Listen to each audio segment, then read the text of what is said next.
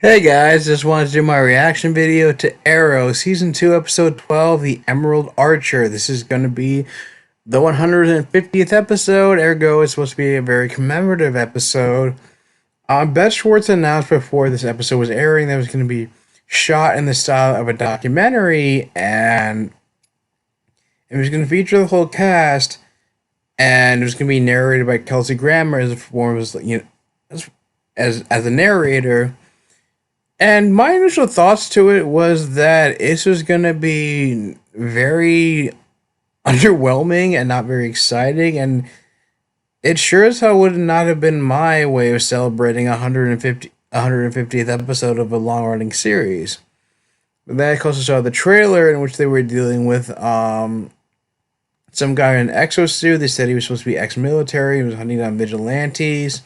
He went after Miko, and it had the whole Team Arrow, at least the B team, like suiting up and getting back into their old costumes from season 6, trying to take this guy down. So it made it seem even more exciting, and there were rumors about previous characters who appeared on the show who were supposed to be making an appearance. So that got me a little bit more excited. I mean, some of the characters that are showing up were spoiled for me before watching this episode because I didn't get the chance to watch this live. So it kind of piqued my interest and made me think that maybe this episode is going to have more potential than I thought. But everybody kept saying the guy in the exosuit was going to be Stanley. Was like Stanley Dover, the guy who got chummy with Oliver when he was in prison and turned out to be a serial killer, even when you originally believed that he was like wrongly convicted, but because of the fact that he was going around killing people that he thought deserved it. It's only because like he was convicted for his his quote unquote heroism that he thought he was wrongly convicted. But of course, you saw in 707 the slapside redemption that he stabbed Brick, which is a sad way for him to go out. I mean, it kind of made him go out like a bitch by being stabbed by this schmuck of all people to escape from Slapside during Diaz's breaking into the prison and try to kill Oliver and causing chaos.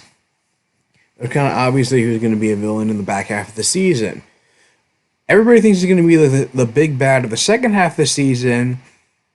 Given everything we've seen from him, he doesn't seem to have like the kind of like people have to take into consideration every previous big bad prior to Diaz had either had superpowers like Slade Wilson or Damien Dark, or a League of Assassins training like Simon Morrison, Prometheus, Damien Dark. Sorry, well he really more of magic, but I'm gonna say Ra's al Ghul himself and Malcolm Merlin.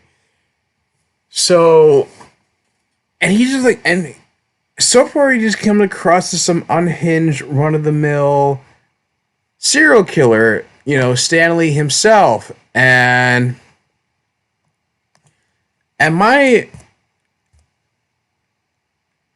takeaway from this was that he was going to be no worse of... He was just going to be like a villain come back as a villain of the week of anything. Just like, what's his face?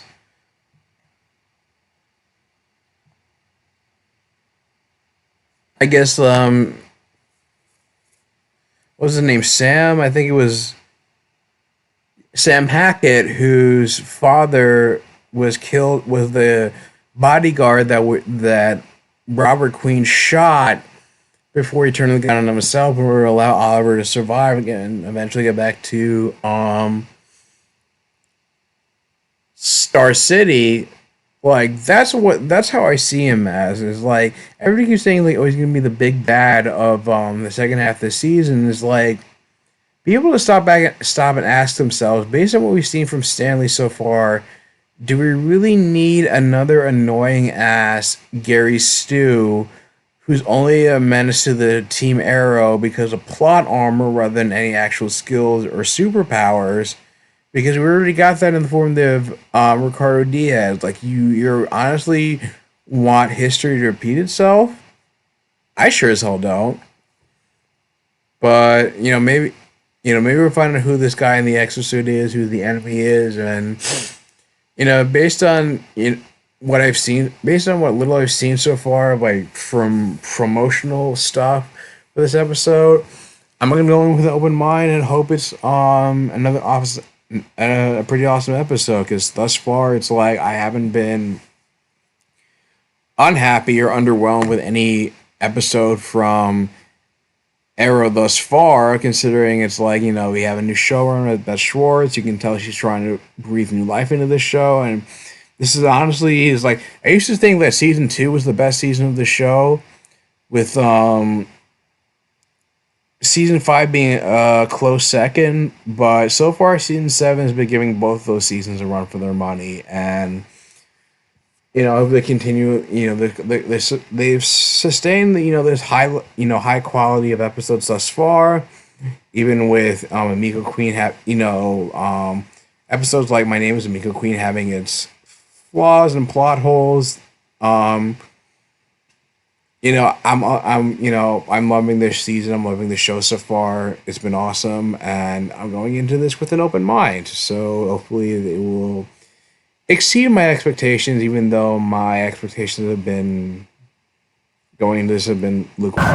Well, I'm conflicted about this. I'm not going to lie to you. I'm a police officer, duly sworn. I don't condone vigilantes or vigilantism. I watch people start taking the law into their own hands. You're on the road to anarchy. But there's worse things out there than anarchy, and sometimes, as much as I hate to admit it, the police aren't enough to deal with it all. If it wasn't, my brother Tommy would still be alive. My mother would still be alive. She really did come back. If the police can't protect the people, then the people need to learn how to protect themselves. Vigilantes. No, they're hypocrites. They think that they're upholding the law, but they're breaking the law. Most recently, my dad. The world needs a protector, someone to keep it safe. It doesn't matter if someone's wearing a mask. All that matters is no one should have to lose their family or anyone they love. Arrow, the whole crew. Honestly, I don't know where I'd be right now without them. They helped me out of a couple pretty tight spots. I owe them a lot. But I saw the toll that it took on them. Like, people like to debate about the legalities, but for the people wearing the masks, it's not philosophical, it's real.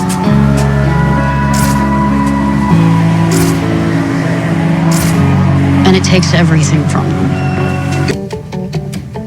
Because Starling City needs what you can't give it. Hope. Who'd they take? The new Queen Arrow. No, Amico. Stay on. Why didn't you let me come home for Christmas break? Trust me, things here were very complicated. I was the only kid left at school. And then when I come back here, Dad's in the middle of making some movie. It's a documentary. I'm sorry. I thought you'd be happy to be home. We're so happy that you're home. We missed you. Then you shouldn't have sent me away. That is not fair. Yeah. Now this getting shipped off to boarding school. Oh, you really gonna shop by Ricardo Diaz? Okay, little bitch. Don't know.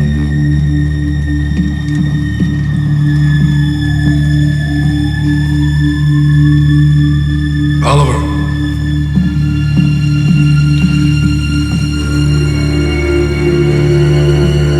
It's like Rory Regan's and Renee's.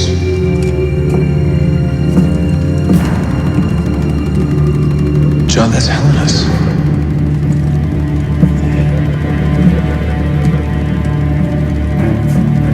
And this is Emiko's. The hell is this guy doing? He's hunting vigilantes. Please don't tell me they're all dead. Or the other two are dead. Yeah, and I stopped hiding behind a mask. But I didn't stop doing good because people need help. It's just that simple. It's like I'm a director, right? That's awesome. I messed it up? Sorry. Oliver is an interesting guy. Unbelievably damaged. I hope you won't mind me saying that. I don't mean, well, all I meant by that was just that he's lived through a lot of darkness. And all he really cares about is trying to make sure nobody else has to go through what he's gone through. No. I didn't know he was the Green Arrow until he turned himself in. I mean, whoa. Obviously, big surprise. I mean, you think you know a guy. Oh! What the hell is that? Oh, shit! Get them out of here! Oh, shit! Go, get down! Oh, this is about footage movie. This is fallen. I did not give Benchworks enough credit for doing this.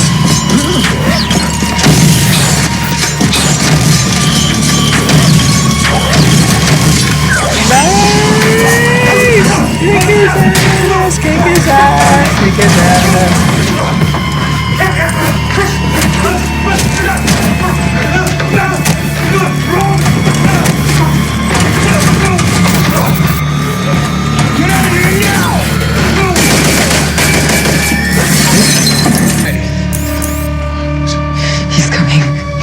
He's coming for you, Oliver. So when you told me about your mother, you kind of left out a pretty important detail. Robert was out of the picture long before. I didn't want to tell you because I didn't want to risk changing things. Changing what things? You and me, working together. Why would it? Oliver's got his thing, and we've got our thing. In the house. Well, I'm not actually in the house. I mean, I'm working at Argus remotely, but I'm on the comms. And, We know what you meant, Overwatch. Cool. So I am tapped into the venue's CCTV, and I am very proud of this one, the documentary crew's Wi-Fi. So everything they see, I see. Copy that. Standing by. I swore I'd never wear this suit again. Come on, it's gotta feel good to be back in the saddle. I just wish Dinah was here with us. She's doing her thing with SCPD. That anti-vigilante law is crap, man. No argument from me. Yeah.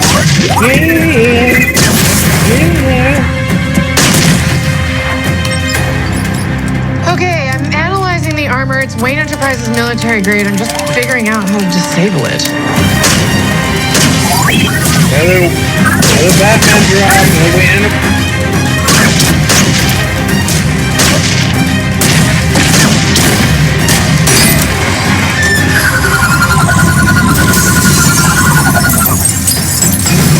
Nice. So I got who this Chimera guy's been supposed to be.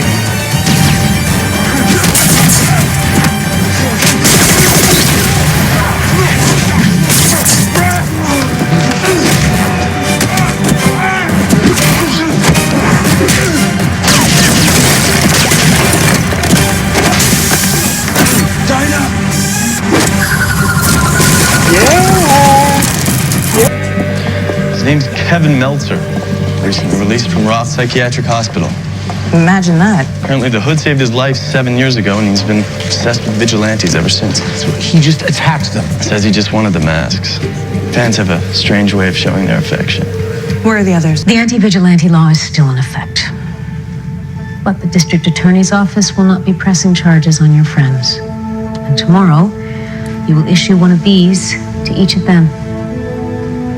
They'll each be deputized like Mr. Green. Hell yeah! So you're changing your mind? I am absolutely. Where did you get that? I stole it.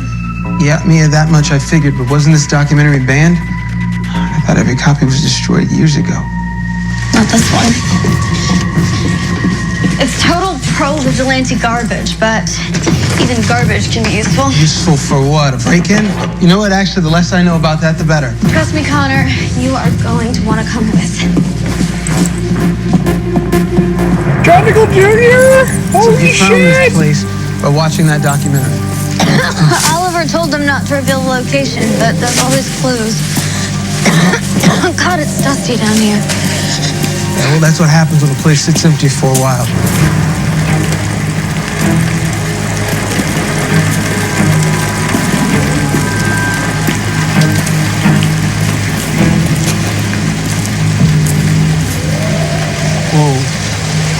Okay, this is actually pretty amazing. It almost feels haunted. Probably is. Vigilantes were the death of Star City. And they got exactly what they deserved. What the hell? A lot better than I thought it would be. We got Thea Queen back. We got Ragman. We got to see Barry, Sarah Lance, finally getting some acknowledgement about her dad's death because as Katie Lotz mentioned, I think the showrunners mentioned they had no idea of acknowledging her grief about Quentin Lance being shot. And apparently this documentary crew was like going around even prior to this episode, I guess basically throughout Oliver Queen's entire duration as a vigilante. They interviewed Quentin Lance back in like 2014, so that's like season. Yeah, it was like beginning of season 3.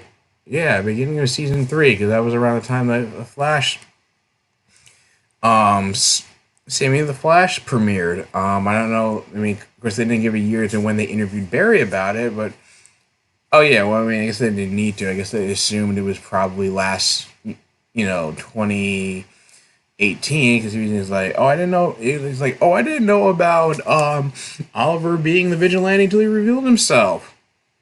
Cute. Yeah, I liked how it kind of had like I didn't realize they were taking. I didn't give Beth Schwartz enough credit. I thought it would be kind of cheesy and more of a like Office, Parks and Rec, like documentary style kind of thing. But I didn't realize they would like take advantage of it and use it as kind of like a found footage thing, especially during the action scenes when they were fighting Chimera. And like I thought before, but a lot of these fan theories people have most of the fan theories people tend have about these shows tend to be wrong. Everybody thought it was going to be Stanley Dover was going to be the guy in the mask. Who was nicknamed Chimera, but no, it was like an obsessed fanboy and a new character. Because like I said, I mean, I know we didn't see much from Stanley, but like I said, he's not proven himself to. I mean, everybody thought like, oh, Stanley's the one who's coming after them, and it's like, okay, if he was the one getting his ass handed to him by Stardust, aka Sarah Damston, Bronze Tiger, and Brick. What the hell made anybody think that he'd be able to take on a team of vigilantes as skilled in fighting as Team Arrow? Think about it. It wasn't like a whole case of him like fiending, trying to look like he was weaker than he looked. He was really weaker than he was, and granted he killed some people, but it's not like he had like, refined like fighting skills. So lo and behold, it wasn't Stanley, because like I said, the next episode is called Star City Slayer, so that's when they're gonna focus on Stanley, and then he's gonna be a villain of the week like Sam Beckett, and then it's gonna be a one and done thing, and they're gonna move on to other stuff. Maybe Dante being the big bad, but I don't know. I'm not sure like what direction they're going with. It seems like the back half has become more of a procedural crime drama, and not having us focusing on a specific big bad, and more of like dealing with how they're gonna work like Team Arrow and back into defending the city. And apparently, as much of as stuck up as the new mayor is, apparently she's gonna reluctantly deputize all of Team Arrow. So it restores the status quo without invalidating, Oliver, revealing himself as a vigilante, and still continue his redemption arc and trying to, get back in the good graces of the general populace of Star City. Or at least anybody who thought, or at least who didn't sanction his actions anyway. I guess I never realized that the mayor that wasn't aware of Dinah being a vigilante. Even, I guess I should have, but I never got the impression that, being that she was working as a police captain and not, just abiding by the anti-vigilante laws and following the rules for the most part, that she never became aware of this. Yeah, it was a pretty cool episode. Only complaints is that, Chimera ended up being like a bland kind of villain of the week. I kind of still want to see. It's still like some unanswered questions in terms of like Miko's backstory. I hope that. I hope that Beth Schwartz is smart enough to delve more into Miko's backstory and details about how she got the suit, the trick arrows, the training. We never got that in the season 10 premiere. As much as I liked it, it didn't establish Emma, she was kind of an interesting character and a great addition to the series. There's still a lot of unanswered questions about how she became who she became, as skilled as, or almost as skilled as Oliver, anyway. And also my other gripe is that, the fact that it's like they interviewed Diggle back in 2012, which is like October 2012 is when the series first premiered. And apparently they were following around and looking into vigilantism even back then. That seemed like a personal stretch to me. I would think that there would be like a documentary crew like that would wait maybe like maybe like 6 months to a year before they started like looking into, Team Arrow's activities and all this like vigilantism and whatnot. So that was part seemed like kind of a stretch. It's like, oh, we were making a documentary about vigilantism from the very beginning, to the start of the show. And I'm like, no. I feel like it would have to be, like I said, 3 months, 6 months, maybe a year before it's like, this whole vigilante craze started by Oliver, at least in Star City, caused enough sensationalism for a documentary crew to want to look into this. And Kelsey Grammer, I think he only narrated the opening to this whole documentary, and yeah, he definitely did. And that was one of the gripes about it, but I'm surprised they didn't bring back Moira Queen, or they didn't bring Susanna Thompson or Malcolm Merlin about it. It would have been an interesting twist about hearing his thoughts on vigilantism when he was basically one of the big bads of the season. They would interviewed him maybe. Well, I guess that would have played into, interviewing him after in the same year, within the same time span as Diggle, which is, like I said, was like too soon. That would have been like too soon. For them to get, even get involved or even give a shit about it, but at least not bring back Susanna Thompson, if anything. I can imagine them not bringing back Tommy Merlin because Colin O'Donnell is still on Chicago Med, and it was kind of hard to work around his schedule, but. In any case, this is a pretty solid episode. I was pretty happy with it, and it exceeded my expectations, and it's just a very commemorative 150th episode. It was a very unique and stylistic episode, and I'm glad that all Team Arrow gets to be more active again. Through this the same loophole that Oliver's become active in, but. Yeah, pretty cool episode, pretty commemorative, and I'm happy with what I saw. What do you guys think of the 150th episode of Arrow? How did it compare to the 100th episode of Arrow? I think that one was slightly better, but this one was pretty damn good too. Leave your thoughts in the comments down below. If you like this video, like, share, and subscribe, and I will talk to you guys soon. Take care.